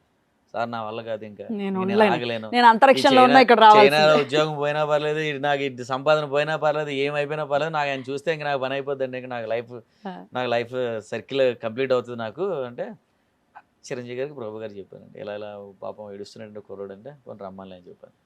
మొత్తం ఫ్లైట్ మొత్తం నలుగురు వచ్చారు. నలుగురు రెడీ అయిపోయి, మేమే అనుకున్నామంటే ఆ టైంలోనే వైరస్ అంతా వ్యానిష్ అయింది, అంటే వైరస్ క్లోజ్ అయ్యి అప్పుడే అంతా నార్మల్ అయింది అనమాట లైఫ్ అందరికి. ఉమ్, మేము ఎక్స్పెక్ట్ చేసామంటే, మనం చైనా నుంచి వచ్చాం కదా, మనకేం కోవిడ్ ఏ ఉంటుంది అనుకుంటారు, ఒక వన్ వీక్ వరకు మనం కలవర్లే అయినా బాస్, క్వారంటైన్లో మనకు ఎలా ఉంచుతారులే అయినా అని మేము అనుకుని ఎక్స్పెక్ట్ చేసాం. అంటే కరోనా అంటే అందరికీ భయమే కదా. ఎవరికే కదా, చిరంజీవి గారు అయినా ఎవరైనా ఏదైనా, corona is same for every one. Correct. అది మేము అలా ఎక్స్పెక్ట్ చేసాం అనమాట. మనల్ని ఖచ్చితంగా కానీ మేము ల్యాండ్ అయిన మరుసటి రోజే మమ్మల్ని రమ్మన్నారు. అప్పుడే సర్ప్రైజ్ నేను, అదేంటి మనం అనుకున్నది వేరు, ఆయన వెంటనే రమ్మన్నారంటే, అప్పటి వరకు ఆయన మీద ఉన్న ప్రేమ అభిమానం అన్నీ కూడా ఇంకొక 100 రెట్లు పెరిగింది. అంటే చాలా గ్రేట్ కదా ఆయన, మన ఇలా రమ్మన్నారని. వచ్చిన వెంటనే హగ్ చేసుకున్నారు, మా పిల్లల్ని పట్టుకున్నారు, అసలు చాలా ముద్దుగా చూసారు. ఇంకా ఆశ్చర్యపోయాను, అంటే డిస్టెన్స్ అయినా మెయింటైన్ చేస్తారేమో ఒకవేళ మనం చైనా నుంచి వచ్చాను, అలాంటిది ఏమీ లేదు అసలు. సర్ప్రైజ్ అసలు. అంటే ఇంక లైఫ్లో ఎవరికైనా ఒక బ్రేకింగ్ పాయింట్ అని కానీ టర్నింగ్ పాయింట్ అని ఉంటుంది, అలా నా లైఫ్లో ఏంటంటే ఫుల్ఫిల్ అయింది అనమాట, హార్ట్ ఫిల్డ్ విత్ జాయ్ అనమాట. ఓకే అంటే ఒక మనిషిని ఇన్స్పిరేషన్గా తీసుకొని మన కెరీర్ స్టార్ట్ చేసి ఈరోజు మనం చైనాలో సెటిల్ అయ్యామంటే ఆయన వల్లే. అంటే ఆయన శభాష్ అనటం అన్నారు. అసలు అలాంటి మనిషి పక్కన కూర్చోవడం కానీ, ఆయనతో మాట్లాడడం కానీ, ఆయన అన్నీ అడిగారు మమ్మల్ని, చైనా ఎలా వెళ్ళిపోయి విజయ్ నువ్వు, అసలు చైనా అంటే అందరూ కొద్దిగా ఆడ్గా చూస్తారు కదా, లాంగ్వేజ్ రాదు కదా, నువ్వు ఎలా వెళ్ళిపోయావు, ఫ్యామిలీతో ఎలా వెళ్ళిపోయావు అని చెప్పి అడగడం. సరే రేపు మీ అందరూ ఇంటికి వచ్చేసేయండి అని చెప్పడం. సూర్యక మేడం గారితో కల్పించి ఆవిడ కూడా అడిగారు, ఎలా ఉన్నారమ్మా బాగున్నారా అని చెప్పని. రాత్రి అంతా చిరంజీవి గారు మీ గురించే చెప్పారమ్మా అంటే, నాకు ఇంకా అదేంటి బాబు చిరంజీవి గారు మా గురించి చెప్పడేంటంటే, పిల్లలు బాగా పెంచుతున్నారు మీరు, వెరీ గుడ్ అన్నారు. చిరంజీవి గారు కూడా చాలా గ్రేట్ వర్డ్ చెప్పారు ఆ రోజు. మా పిల్లలిద్దరికి అన్నారన్నమాట, అమ్మ జస్మిత శంకర్ అంటే, శంకర్ వినలేదు అంటే చిన్నపిల్లలు కాబట్టి, గొప్ప తల్లిదండ్రులు, నీ తల్లిదండ్రులు మీకు బంగారు భవిష్యత్తు వేశారు, చైనా అనే గొప్ప దేశంలో పెట్టి మిమ్మల్ని చదివిస్తున్నారు, మీ అమ్మకి నాన్నకి ఎప్పుడు లాయల్గా ఉండాలని చెప్పి చాలా మంచి గొప్ప మాట చెప్పారు ఆయన. అది నాకు చాలా హ్యాపీ అనిపించింది. ఇప్పటికీ టచ్లోనే ఉన్నారా? ఎప్పుడైనా మీరు అంటే మీరు స్టేటస్లు అవి చూస్తూ ఉంటాను, ఒకవేళ ఆయన మీకు రిప్లై ఇచ్చినా స్టేటస్ పెట్టటము అంటే మీరేం డిస్టర్బ్ చేయరు? ఒకవేళ ఆయన నుంచి ఏదైనా ఇయర్లీ వన్స్ ఆయనకి హ్యాపీ బర్త్డే కానీ బెస్ట్ మూమెంట్ అని పెడతాను, ఆయన కూడా రిప్లై ఇస్తారు. ఒకసారి అయితే హ్యాపీ న్యూ ఇయర్ కి ఆయనే మెసేజ్ పెట్టారు, పార్టీ చేసుకున్నారు రోజు. డెఫినెట్లీ అదే హ్యాపీ న్యూ ఇయర్. అసలు మెయిన్ ఏంటంటే నాకు ఇంకా ఎమోషనల్ అంటే, చిరంజీవి గారు మా అందరికి బట్టలు గిఫ్ట్ గా ఇచ్చారు. It was great memory. Next nice. అంతా ఇంక ఇవి ఎక్స్ప్లెయిన్ చేయలేము, ఇవన్నీ చాలా గోల్డెన్ మెమరీస్. ఇవి ఎన్నిసార్లు చెప్పుకున్నా అదే ఎక్సైట్మెంట్, అదే ఫీల్ ఉంటుంది. So it was so nice అన్నమాట. అమేజింగ్. అయితే మీకు కార్డు ఉంది, మీరు ఖచ్చితంగా కొరియోగ్రఫీ చేయొచ్చు, మీరు డాన్సర్ గా పని చేస్తున్నారు, బోల్డ్ సినిమాలు చేశారు కదా, ఇష్కలో మీరు భలే అందంగా కనబడతారు ఒక పాటలో, ఇష్క సినిమాలో భలే కనబడతారు మీరు. నితిన్ బ్యాక్ సైడ్ ఉంటారు, చాలా చక్కగా కనబడుతుంటారు. సో డాన్సర్ గా చేశారు కాబట్టి అన్ని మీకు అర్హత ఉంది ఖచ్చితంగా కొరియోగ్రఫీ చేయడం. మరి చిరంజీవి గారికి కొరియోగ్రఫీ చేస్తారా? ఆయన ఇస్తే ఎందుకు చేయము? మరి అడుగుతున్నారా? అడగాలి. అడగండి మాస్టర్, మీ డ్రీమ్ ఫుల్ఫిల్ అవ్వాలి. మీ మంచి చిరంజీవి గారి కొరియోగ్రఫీ చేయాలని ఏ డాన్స్ మాస్టర్ అనుకోదు. ఇప్పుడు కొరియోగ్రాఫర్ అనే కాదు, ఫిలిం ఇండస్ట్రీలో ఎవరు ఏ క్రాఫ్ట్ నుంచి వచ్చినా కూడా టోటల్ గా ఎవరైనా సరే చిరంజీవి గారికి చేస్తే ఓ పని అయిపోతుంది అనుకుని అందరూ ఉంటారు కదా, లైఫ్ టైం అచీవ్మెంట్. కాబట్టి నేను అలాగే ఖచ్చితంగా ఆయనతో చేస్తే బాగుంటది ఏంటి కాదు, మన లైఫ్ అసలు ఇంకా ఓకే నైస్, మనం ఏదైతే అనుకున్నామో అది జరిగిందిరా బాబా అని ఒక మన రిలాక్సేషన్ కావాలన్నా, మన జీవితం ధన్యమైంది అనుకున్నా, ఆయన సాంగ్ చేసిన తర్వాత ఇట్ విల్ బి ఫుల్ఫిల్. అది జరగాలని నేను మనస్ఫూర్తిగా కోరుకుంటాను. All the very very very best. ఎందుకంటే యూనిక్ స్టైల్లో ఒక కొత్తగా చూడొచ్చు చిరంజీవి గారు డాన్స్. నేను చిరంజీవి గారికి చేస్తే ఖచ్చితంగా ఇట్ విల్ బి యూనిక్. అంతే, ఇంకంతే, అది చూడాల్సింది. ఇందులో ఎట్లాంటి ఎగ్జాజరేషన్ లేదు, అంతే, అది అంత దేవుడి దయ. అంతే. ఆయన ఇస్తే ఆ పైన శివశంకర్ వరప్రసాద్ ఇస్తే, శివశంకరుడు ఇస్తే ఈ శివశంకర్ వరప్రసాద్ గారు మనం చేసేది, ఆ దేవుడు ఒప్పుకుంటే ఇస్తే ఆయన. స్వామి అమేజింగ్ మాస్టర్. చైనా గురించి మాట్లాడుకుందాం మాస్టర్. Of course. నేను నాకు ఒక ఫ్రెండ్ ఉండేది, బాంబేలో ఉన్నప్పుడు ఒక ఫ్రెండ్ ఉండేది. తను చైనాలో ఫ్యాబ్రిక్స్ కొనటము, ఇక్కడ మళ్ళీ బిజినెస్ చేయటం లాంటివి చేసేదన్నమాట. అక్కడికి వెళ్ళినప్పుడు తను ఒక ట్రాన్స్లేటర్ని పెట్టుకునేది. ఓకే, అక్కడి నుంచి ఫ్యాబ్రిక్ తీసుకురావడానికి ట్రాన్స్లేటర్ని పెట్టుకునేది. ట్రాన్స్లేటర్ మాట్లాడుతుండేవాడు. తను మాట్లాడుతూ ఆ స్ట్రీట్స్లో మాట్లాడుతూ ఆ ట్రాన్స్లేటర్తో మాట్లాడుతూ ఉన్నప్పుడు తను అడిగింది, ఏంటి మీరందరూ మీ ఫేసులు ఏ ఫేస్ చూసినా ఒకేలాగా ఉంటాయి, కన్ఫ్యూజ్ అవ్వరా మీరు అని అంటే, వాడు అవాక్కయ్యి ఏం మాట్లాడుతున్నారు, ఇండియన్స్ ని చూస్తే మాకు అలా అనిపిస్తుంది అని తను చెప్పింది. నేను అవాక్కయ్యాను. ఏమిటి మన మొహాలన్నీ ఒకలాగా ఉన్నాయి, ఆయన మొహంలో నీ మొహంలో నా మొహంలో. చైనీస్ అలా కాదు, అన్ని చిన్న చిన్న కళ్ళు, చిన్న చిన్న ముక్కులు, తెల్లగా పిండి ముద్దల్లాగా ఉంటారు. ఎలా గుర్తుపడతారు వాళ్ళని? నీకు అలవాటయ్యాయి ఆ ఫేసెస్. సో చెప్పండి, how is the life in China? ఇప్పుడు మీరు అన్నారు కదా చైనీస్ వాళ్ళు అందరూ ఒకలా ఉంటారని. నేను స్టార్టింగ్ వెళ్ళినప్పుడు కూడా నా స్టూడెంట్ ఒక అమ్మాయి అదే అడిగింది, ఏంటి సార్ మీరు మీ ఇండియాలో అందరూ ఒకలా ఉంటారని. మిమ్మల్ని అలా అనుకుంటాం, అందరూ ఒకలా ఉంటారని. అంటే లేదండి, అయినా మీ ఇండియా అమ్మాయిలు చాలా అందంగా ఉంటారండి అని కాంప్లిమెంట్ ఇచ్చారు. అంటే చైనీస్ వాళ్ళు ఉన్న నాకు నచ్చిన గొప్ప క్వాలిటీ ఏంటంటే వాళ్ళు ప్రతిదీ యాక్సెప్ట్ చేస్తారు. మనం అని కాదు, ఎవరైనా కొంతమంది యాక్సెప్ట్ చేయం. తప్పు మన వైపు ఉన్నా, లేదా లోపం మన వైపు ఉన్నా మనం అంటాం. మనం వాళ్ళ కాదు, మాకు కళ్ళు అయి సరే బాగు విజయ్, మాకు ఐలాషెస్ అయి ఉండవు, మీ ఇండియా అమ్మాయి ఎవ్రీవన్ ఇస్ బ్యూటిఫుల్ అంటారు అంతే. ఎవరు చూసినా కూడా చాలా అందంగా ఉంటారు. అప్పుడు నేను అఫ్ కోర్స్ అందంగా ఉంటారు, అందుకే ఎప్పుడు కూడా ఇండియన్సే వస్తారు. మిస్ యూనివర్స్ కానీ మిస్ ఇండియా కానీ అందరూ కూడా ఇండియా ఎక్కువ 90% ఎప్పుడు కూడా ఇండియన్సే వస్తారు. ఎందుకంటే బ్లెస్డ్ మేము, అంతే అందంగా ఉంటాం మేము అంటే. అవునా, చాలా ఇష్టం మాకు, చాలా అందంగా ఉంటారు మీ ఇండియన్స్ అందరూ కూడా. అదే అంటే మనకు ఒక 2-3 days అలవాటు అయిపోతే మనం గుర్తుపడతాం. నేను ఫస్ట్ 2-3 days నేను ట్విన్స్ కదా, అక్కడ ఏదో ఉంటది కదా, ఒకే మనిషి 7గురులా ఉంటారు. ఒక్కొక్కసారి అలా ప్రత్యక్ష అవుతారు మనకి. ఈ అమ్మ ఎవరు రా బాబు అని మనకి ఒక్కోసారి చాలా కన్ఫ్యూజ్ గా ఉంటది. అందులో ఇంకొకటి ఏంటంటే అక్కడ చాలా హెల్తీగా ఉండటం వల్ల ఏంటంటే 70+ ఉన్న వాళ్ళు కూడా మనకి 30+ లా కనిపిస్తారు. ఇప్పుడు నా డాన్స్ క్లాస్ లో కొన్ని ఫిట్నెస్ క్లాసెస్ ఉంటాయి, అందరూ కూడా మాక్సిమం 50+, 60+ ఉంటారు. But they don't look like 50, they looks like 30+. Energy levels కూడా అలాగే ఉంటాయి. ఇంకా వాళ్ళు తిండి కూడా చాలా కంట్రోల్ గా ఉంటారు. తిండి గురించి మాట్లాడాలి అంటే చైనా తిండి మాట్లాడాలి మాస్టర్. చైనా వాళ్ళు అయ్యి బాబోయ్ ఇది అది అని కాదు, ప్రతిదీ తినేస్తారు కదా. మాకైతే ఆశ్చర్యంగా అనిపిస్తుంది. మీరు చెప్పాలి, మీరు అక్కడ ఉంటున్నారో ఓవర్ పీరియడ్ లైక్ 17 years నుంచి ఉంటున్నారా? more than 16, nearly 17 years నుంచి, 17 years నుంచి ఉంటున్నారు కాబట్టి you the right person to say this. ఇక ఈ జీవి ఆ జీవి అని కాదు, మనకు భయానకంగా అనిపిస్తుంటాయి బొద్దింకలు, పాములు, కుక్కలు, ఎలుకలు. ఎట్లా master, how do you say it healthy and you know? అంటే ఇప్పుడు మనం ఈ ఇన్స్టాగ్రామ్ రీల్స్ కానీ సోషల్ మీడియాలో చూసి అందరూ అలాగే ఉంటారని ఆ. కూడా నెంబర్ అది మైనస్ నెంబర్ తప్పు కరెక్ట్ కాదు కరెక్ట్ కాదు. Number 2 Hmm. చైనా అనే కాదు Hmm. చాలా అదర్ కంట్రీస్ కూడా ఈ బొద్దింకులని ఇవన్నీ కూడా తింటాయి తింటారు వాళ్ళు యాక్చువల్గా కామన్ గా ఓకే. కానీ అందరూ అలా కాదు 95% ఇలా తినరు Hmm. అంటే చైనాలో వెరీ ఇంటీరియర్ ప్లేసెస్ ఉంటాయి కదా మరీ పల్లెటూర్లు ఉంటాయి కదా అక్కడ వాళ్ళు తింటారు తప్ప కానీ ఈ స్నేక్స్ అని బొద్దింకులని బ్యాట్స్ ఇవన్నీ వాళ్ళు తింటారు కానీ ఈ సిటీ సైడ్ పీపుల్ చూసారా అలా తినే వాళ్ళని చూసారా నేను మీరు? చూసాను ఆ స్ట్రీట్స్ కి వెళ్ళారా? వెళ్ళాను. వెళ్ళారు. వెళ్ళాను. ఏమిటి మీ ముఖ చిత్రం? పాములు ఉంటాయి లైవ్ మనం యాక్చువల్గా లైవ్ మనం యానిమల్స్ చూడడానికి ఇండియాలో జూకి Zoo కి వెళ్తాం కదా వెళ్తాం. ఇక్కడ మార్కెట్కి వెళ్ళిపోతే మనకి అన్ని కనిపిస్తాయి అంటే పెద్దవి కనిపించవు కానీ ఆ. మినిమం రేంజ్ అన్ని కూడా కనిపిస్తాయి ఓ మై గాడ్. అంటే ఇప్పుడు చైనీస్ కదా వియత్నాం ఉంది Taiwan Hong Kong Singapore Bangkok. Malaysia Hmm. Bangkok ఇవన్నీ కంట్రీస్ లో కూడా ఇవన్నీ తింటారు అయితే ఇలా తినడానికి చారిత్రక నిజాలు ఉంది. ఒకసారి మనం మాట్లాడుకుంటే ఉంది. 1958 లో భయంకరమైన కరువు వచ్చింది. Yes. అప్పుడు మరి ఫుడ్ ఏది తినడానికి లేని పరిస్థితుల్లో అది కూడా హా.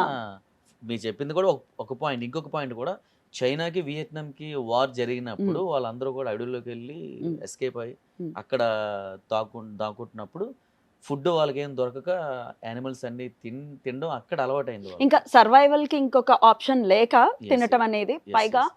ఫుడ్ ని వేస్ట్ చేయకుండా ఉండడం అనేది ఖచ్చితంగా చైనా వాళ్ళని చూసి నేర్చుకోవాలి అనేది నేను అవును, విన్నటువంటి it's true. అంశం.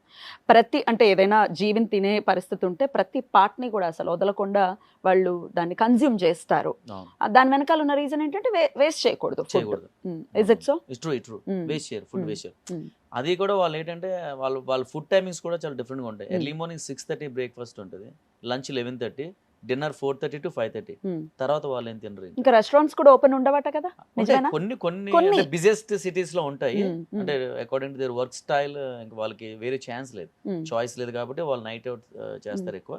బట్ కామన్ గా రెగ్యులర్ గా చైనీస్ కల్చర్ ఏంటంటే early morning breakfast 6:30, lunch 11:30, dinner 4:30, 5:30. Right, హెల్దీగా ఉంటారు. Very నిజంగా. healthy. ఎందుకంటే ఎర్లీగా అంటే సన్సెట్ కి ముందు తినేవాళ్ళు డెఫినెట్ గా వెయిట్ లాస్ అవ్వటం కానీ అవును, చాలా బాగుంటుంది అసలు వాళ్ళ అవును. వాళ్ళ హెల్త్ అవును. చాలా బాగుంటుంది. హెల్త్ చాలా బాగుంటుంది. Mm. ఫిట్నెస్ కూడా చాలా ఇంపార్టెన్స్ ఇస్తారు, Mm, mm. చాలా ఇంపార్టెన్స్ ఇస్తారు. ఇప్పుడు ఏంటంటే ఇప్పుడు ఒక వైఫ్ అండ్ హస్బెండ్స్ ఇక్కడ మన కంట్రీలో కానీ వేరే కంట్రీలో కానీ మనం బయటకు వెళ్తే వాళ్ళ వైఫ్ని మనం కాంప్లిమెంట్ చేయలేం. అయితే తిడతాడేమోరా బాబు, ఏంట్రా నువ్వు మా ఆవిడని కాంప్లిమెంట్ ఇవ్వడం ఏంటి అన్నట్టుగా మనం ఇది కల్చర్.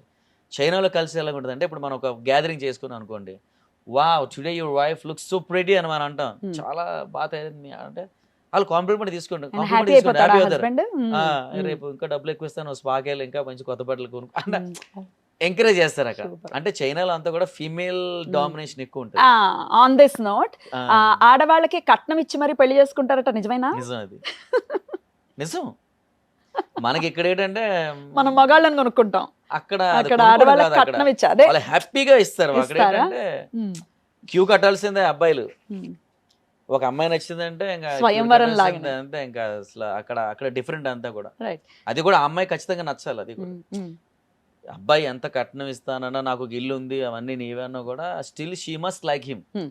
ఆ అమ్మాయికి నచ్చితేనే తప్ప పెళ్లి పెళ్లి చేసుకుంటారు. చేసుకుంటారు, లేదంటే అండ్ అలాగే ఖచ్చితంగా అక్కడ ఉన్నటువంటి పెళ్లి చేసుకోవాలి అని అంటే వాడికి ఇల్లు, కారు ఖచ్చితంగా ఉండాలి. ఆ కార్లు ఏమి చోటా మోటా కార్లు కాదు, బిఎండబ్ల్యూలు, బెంజ్లు ఉంటేనే పెళ్లి చేసుకుంటారు అనేది కూడా విన్నాను. కొంతమంది అలా ఉంటారు, కొంతమంది నార్మల్ లైఫ్ కావాలనుకుంటారు. కానీ మ్యాక్సిమం ఎందుకంటే చైనాలో రెండు వెరీ ఇంపార్టెంట్ ఉంటాయి.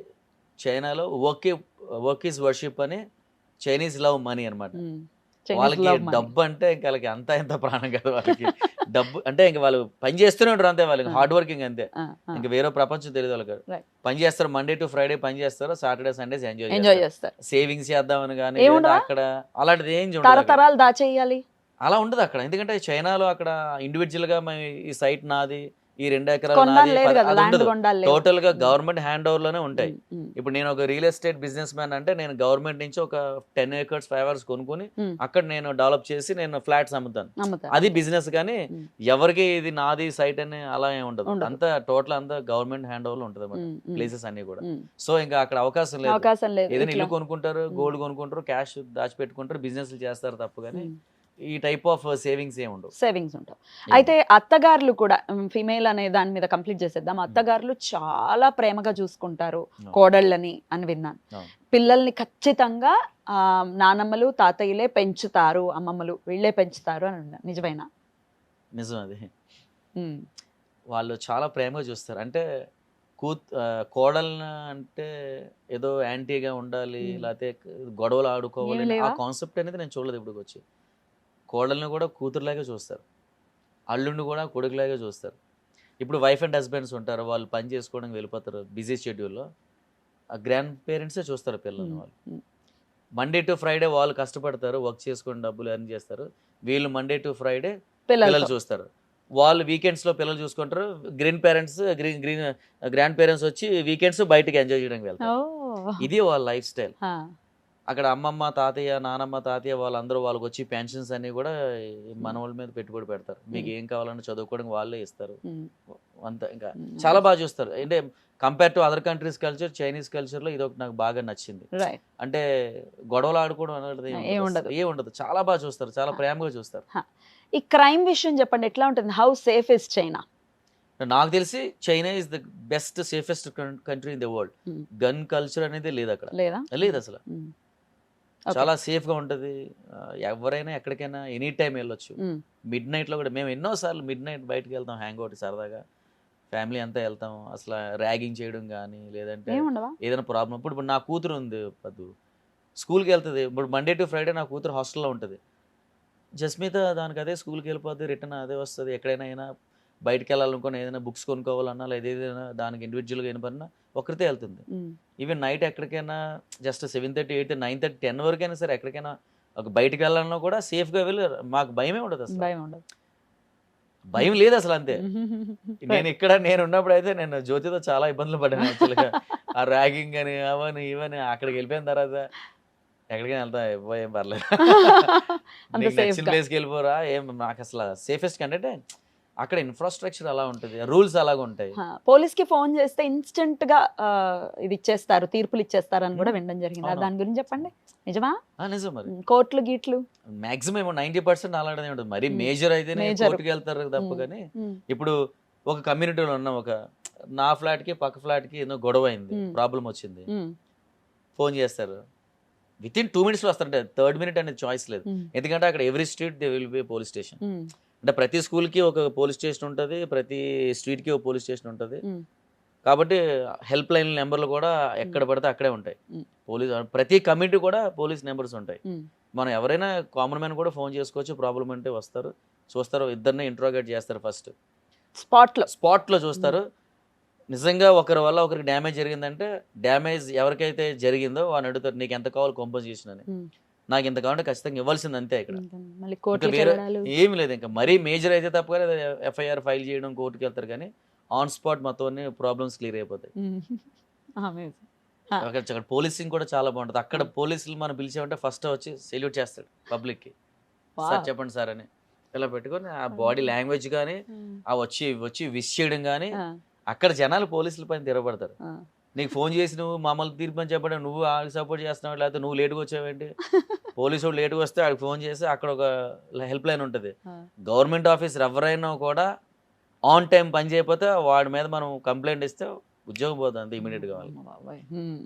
ఫైర్ అంతే, ఆన్ స్పాట్ 1 weekలో డిసిషన్ అయిపోవాలా. నెక్స్ట్ గవర్నమెంట్ ఆఫీసర్ ఎవరైతే కంప్లైంట్ చేస్తారో అప్డేట్ ఇవ్వాలి, సార్ మీరు చెప్పిన వాడికి ఉద్యోగం తీసేవాడి, అంటే ఏదో ఫైన్ వేసాను ఏదో ఖచ్చితంగా చెప్పి తీరాలి. ఆడు చేయకపోతే ఇంకొకరు ఉంటారు, వాడు చేయలేదని. మొత్తం అందరికీ చాలా స్ట్రిక్ట్ గా ఉంటుంది.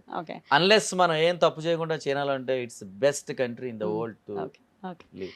అయితే డివోర్స్ కూడా పొద్దున్న అప్లై చేస్తే సాయంత్రానికి డివోర్స్ ఇచ్చేస్తారని వినడం హ్యాపీగా.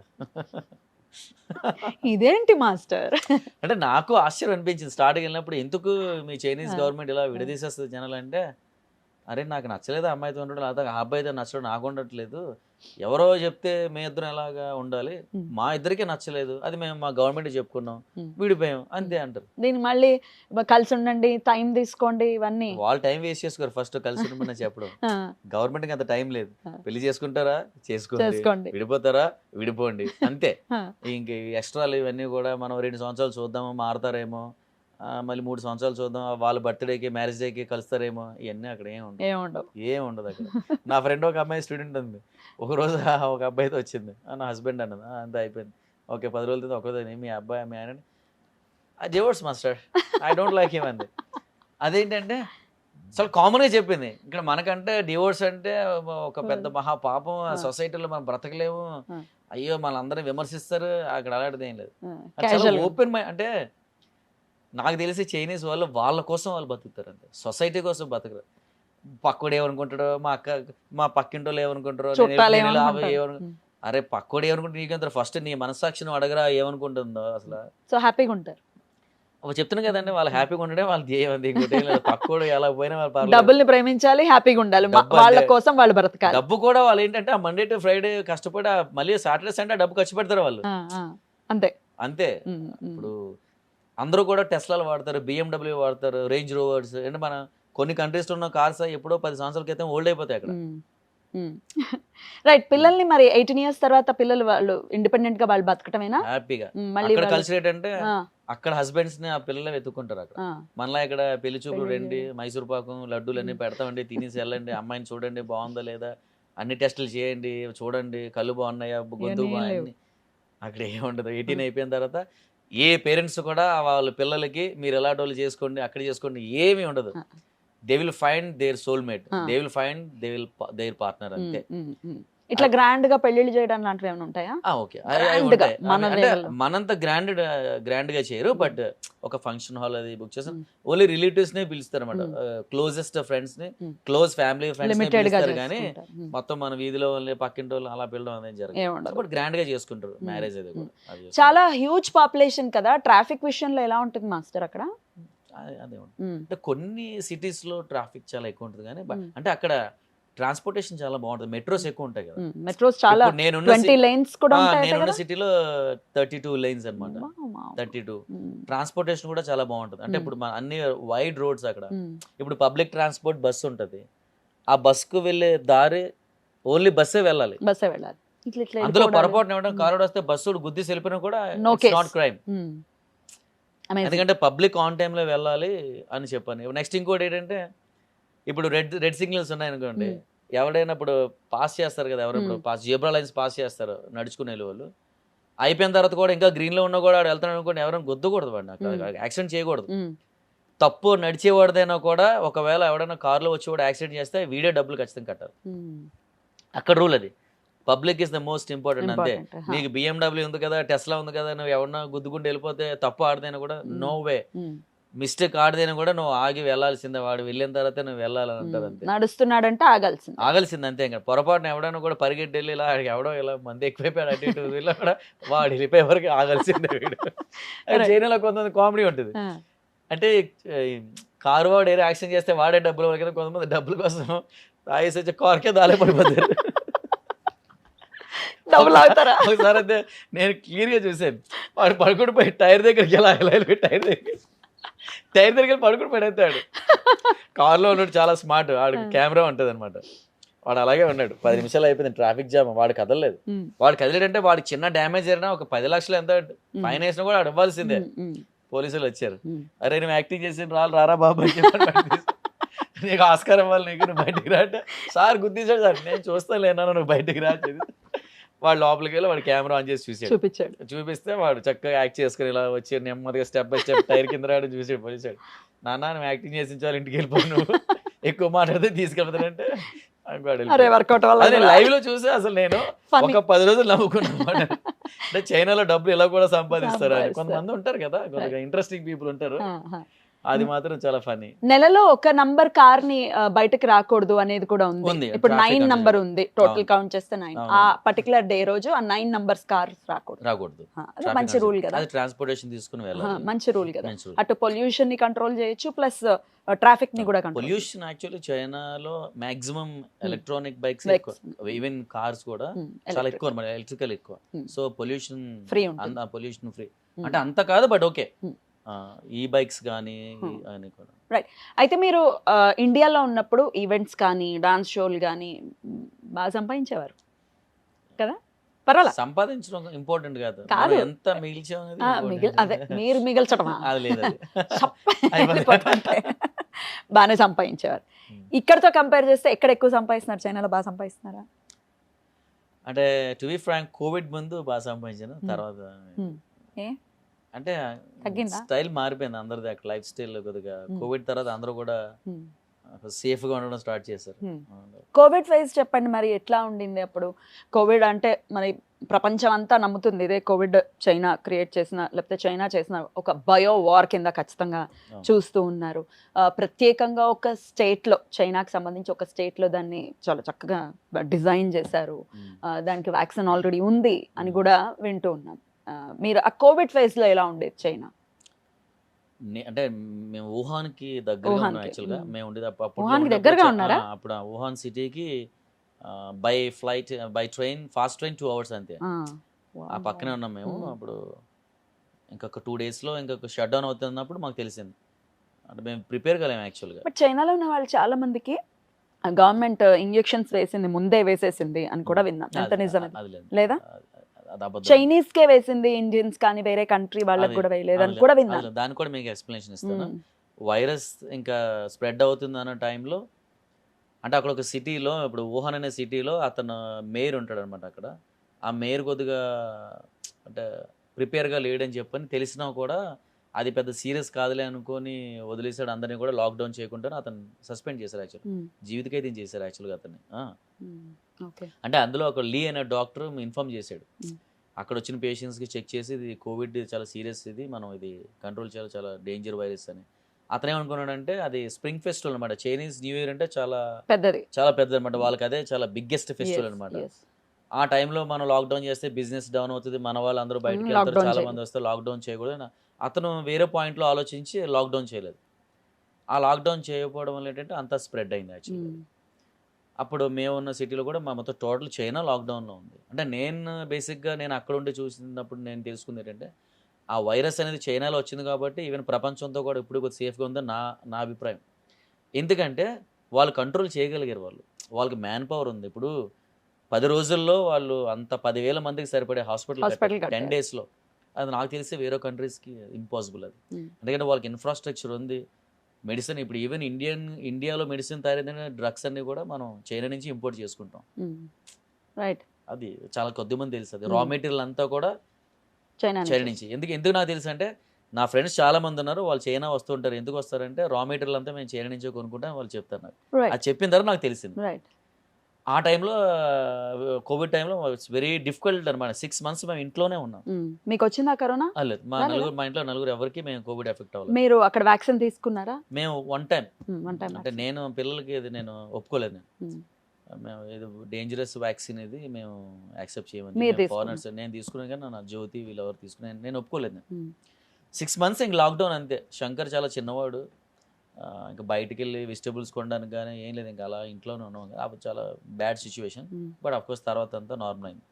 నేను ఈ మధ్య వింటుంది ఏంటంటే ఇదంతా వేరే ఒక కంట్రీ క్రియేట్ చేసిన వైరస్, ఇది చైనా ఎకానమీని డౌన్ చేయడానికి.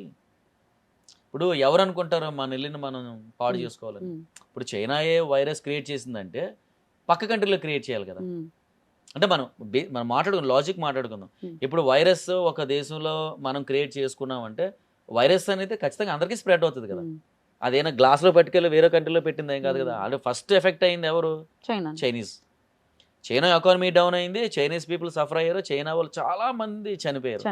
మరి అలాంటి ఎన్ని తెలిసిన వాళ్ళు మిస్ఫైర్ అయ్యింది అనేది వింటున్నాం. వ్యాక్సిన్ ని వరల్డ్ వైడ్ గా దీన్ని చాలా దీని ద్వారా సొమ్ము చేసుకోవచ్చు అన్న ఉద్దేశంతో కూడా వైరస్ క్రియేట్ చేసిన వాడికి, అంత జాగ్రత్త క్రియేట్ చేసిన వాడు మిస్ఫైర్ అవ్వకుండా చూసుకోవాలి కెపాసిటీ కూడా ఉంటుంది.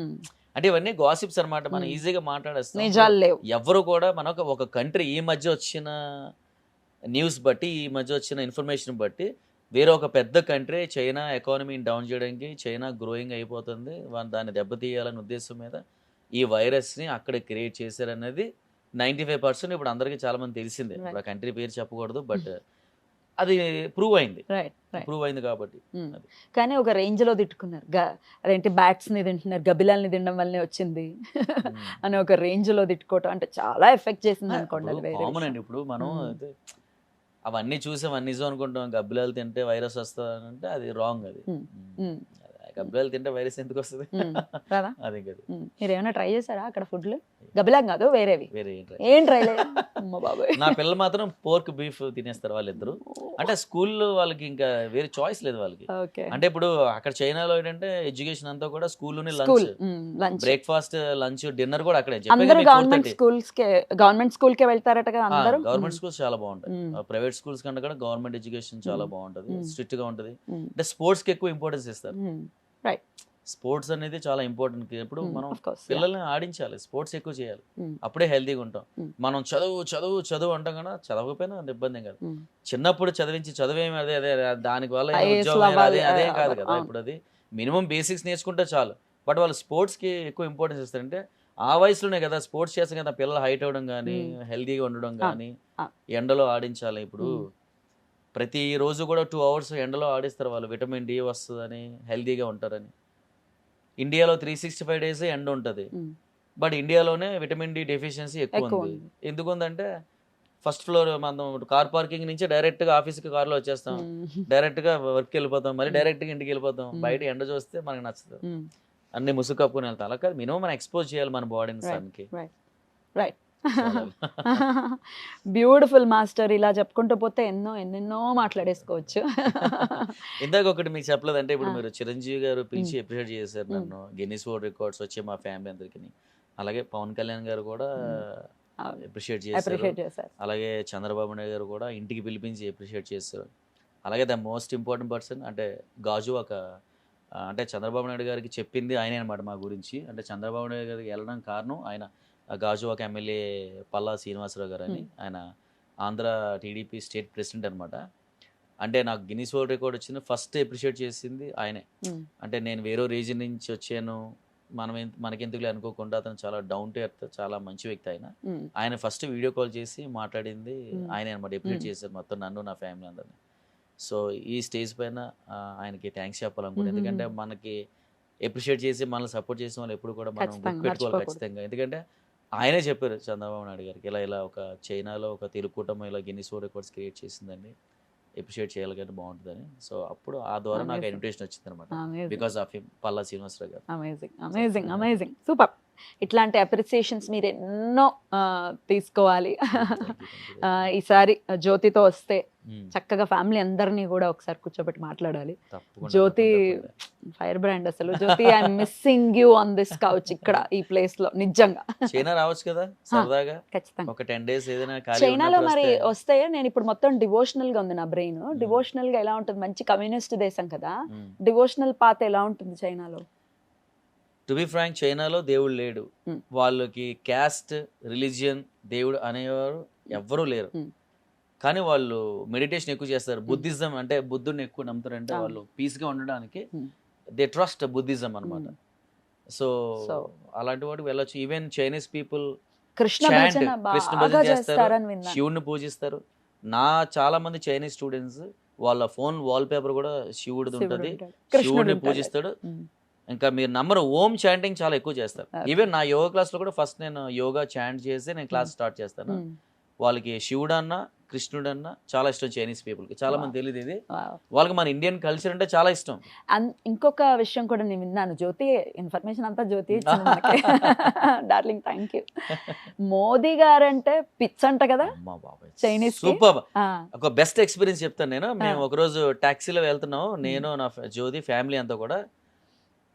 అడిగాడు చైనీస్లో, నీ మనిషి ఇందూర్ అమ్మా అని. అంటే ఇందూర్ అని అంటే ఇండియన్ అంటారు చైనీస్ లాంగ్వేజ్లో. ఇండియా వాళ్ళు అని అంటే మోదీ సూపర్, మోదీ మోదీ అన్నాడు. ట్యాక్సీ డ్రైవర్ మోడీ గురించి ఎలా మాట్లాడుతాడని చెప్పి మేము సర్ప్రైజ్ అయ్యాం. అప్పుడు నా కూతురుతో మాట్లాడించాను నేను. అంటే నేను చైనీస్ మాట్లాడతాను కానీ డీప్ అండ్ డెప్త్ నాకు అంత రాదు.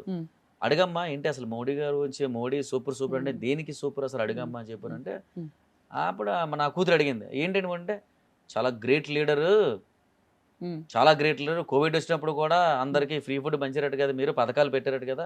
మా చైనాలో వైరస్ వస్తే మాకు ఎవరో ఏదో లేదు, మా ఇంట్లో అందరూ చాలా మంది మొత్తం అందరూ ఆకలితో ఉన్నాం, అందరం కూడా మా కార్లు అమ్ముకున్నాము, కోవిడ్ అయిన తర్వాత మా వాచ్లు అమ్ముకున్నాము, బోల్డ్ అమ్ముకున్నాం మేము. మోడీ గ్రేట్, ఇప్పుడు అన్ని మోడీ, ఇండియా కూడా డెవలప్ అయింది కదా. ఒకప్పుడు మీ ఇండియా ఏం లేదు, మోడీ వచ్చిన తర్వాత బాగా డెవలప్ అయింది, బాగా డబ్బులు వస్తున్నాయి మీ ఇండియాకి ఇప్పుడు. అంటే అతని లాంగ్వేజ్ లో చెప్తున్నాం మీకు. మోడీ అంటే మాకు చాలా ఇష్టం. ఇప్పుడు ప్రపంచాన్ని అంతని కూడా అతను పీస్గా నడిపిస్తున్నాడు కదా. Very great leader. మా కాలర్ లీడర్ అంటే బాగుంటుంది, సూపర్ అని చెప్పంటే really we surprised actually. Amazing. ఓహో ఓకే, ఇలా కూడా అంటే ఒక కామన్ పీపుల్ టాక్సీ డ్రైవర్ కూడా మోడీ గారి గురించి మాట్లాడుతాడంటే we feel so happy at that time. Very proud. Proud leader actually. Amazing amazing. చాలా చాలా సంతోషం మీరు సమయం ఇచ్చినందుకు. It's my honour, my pleasure. Thank you so very much. అయితే ఇట్లా ఎండ్ చేయకూడదు, ఒక డాన్స్ తో ఎండ్ చేయాలి. డాన్సా ఇప్పుడా? అందరితో చేయగలరా మాస్టర్? మీతో ఇది చేయగలమంటే మరి మీరు అందరితో డాన్స్ చేయగలరా? ఏ యాంకర్ అయినా ఎవరైనా అడుగుతారా అసలు డాన్స్ చేయండి మా కోసం? అడగరు కదా. నేను అడగగలను, నేను చేయగలను. రైట్, నీకు పాట వేసుకుందాం. రైట్ ఉంది మాకు, వేసుకుందాం ఒక సాంగ్. Definitely song please.